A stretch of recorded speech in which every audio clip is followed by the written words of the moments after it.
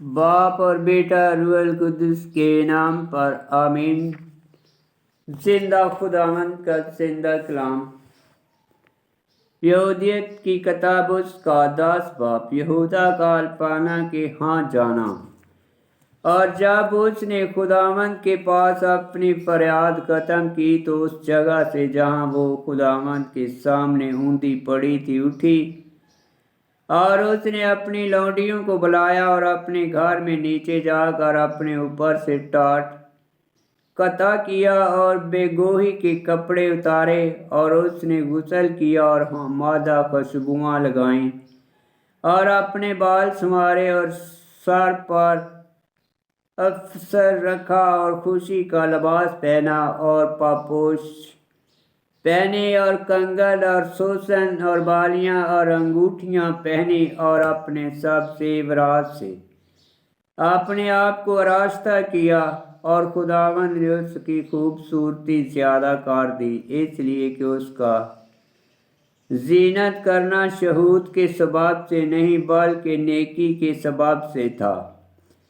और इसी बायस खुदावंद ने उसका हुस्न ज्यादा किया, यहाँ तक कि वो सब की आंखों में खूबसूरती में बेमिसाल मालूम होने लगी। और उसने लौंडियों को मैं का मशकीज़ा और तेल का बर्तन और भुना हुआ अनाज और सूखे अंजीर और रोटी और पनीर उठाने को दिया।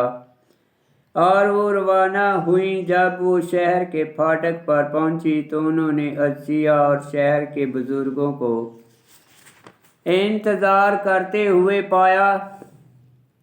जब उन्होंने उसे देखा तो हैरान हुए और उसकी खूबसूरती पर बड़ा तज्जब किया, लेकिन उन्होंने उससे कोई बात ना पूछी बल्कि उसे गुजरने दिया और कहा कि हमारे बाप दादा का खुदा तुझे फजल बख्शे और अपनी कुव्वत से तेरे दिल के इरादे को कामयाब करे, यहाँ तक कि यरूशलेम तेरे बायस फ़ख्र करे और तेरा नाम मुक़द्दसों और रास्तबाजों में शुमार किया जाए। और सब ने जो वहाँ थे हम आवाज़ होकर कहा आमीन आमीन। तब यहूदियत और उसकी लौंडी खुदावंद से दुआ करती हुई फाटक से बाहर निकली।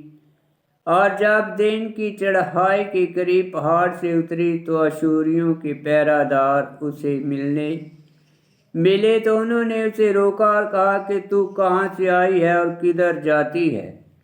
उसने जवाब दिया कि मैं अब्रानियों की बेटी हूँ और मैं उनके दरमियान से भाग आई हूँ, क्योंकि मुझे यकीन है कि वो तुम्हारी गनीमत हो जाएंगे, क्योंकि उन्होंने तुम्हारी तहकीर की और अपनी खुशी से तुम्हारे मत्ताए हो जाने से इनकार किया ताकि वो तुमसे रहम हासिल करे। तो इस सबब से मैंने अपने दिल में सोचा और कहा कि मैं सरदार अल्पाना के पास चली जाऊंगी ताकि उनके भेदों की उसे खबर दूं और बताऊं कि किस मदाखल से वो उन्हें मगलूब कर सकता है, ऐसा कि उसके लश्कर में से एक आदमी भी ना मारा जाए। जब उन आदमियों ने उसकी बात सुनी और उसके मुंह पर नज़र की तो उसके हुस्न से उनकी आंखें सख्त तज्जब के बायस चुकाचुंद हो गईं।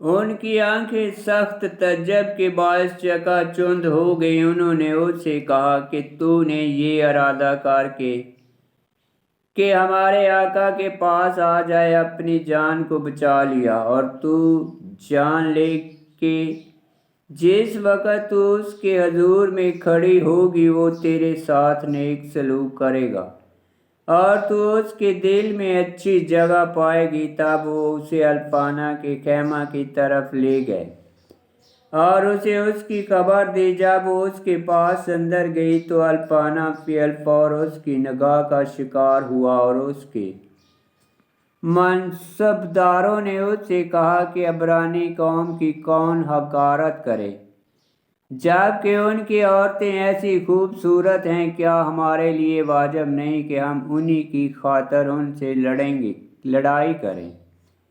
جب یہودیت نے الپانا کو منصیری میں جو ارغوانی اور سونے اور زمرد اور موتیوں سے آراستہ کی گئی تھی بیٹھے ہوئے دیکھا اور اس کے منہ پر نظر کی تو وہ سجدہ کرنے کو زمین پر جھکی، تو الپانا کے نوکروں نے اسے آقا کے حکم سے اسے اٹھایا۔